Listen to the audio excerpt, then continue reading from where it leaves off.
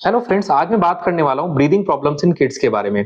देखिए, आजकल जैसे कि मौसम चेंज हो रहा है और साथ में पॉल्यूशन लेवल्स भी बहुत ज़्यादा हैं, तो इस समय काफ़ी बार बच्चे ओपीडी में और इवन एडमिशन्स के लिए भी ऐसे बच्चे आ रहे हैं जिनको साँस में दिक्कत हो रही है, बहुत ज़्यादा खाँसी हो रही है, इवन बच्चों की पसलियाँ भी चल रही हैं, बच्चे साँस ठीक से नहीं ले पा रहे हैं।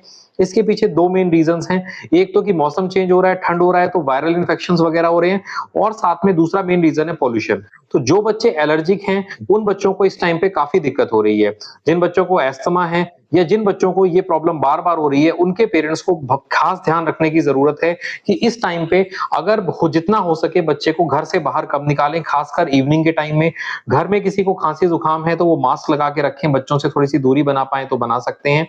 उसके बाद में अगर बच्चे को बार-बार ये प्रॉब्लम हो रही है कि मान लो 1 साल में 3 बार, 4 बार या उससे ज़्यादा एपिसोड्स हो रहे हैं, कई बार बच्चों को नेबुलाइज़ कराने की नीड पड़ रही है और कई बार अगर पसलियाँ वगैरह चल रही हैं तो बच्चों को एडमिशन की भी नीड पड़ रही है।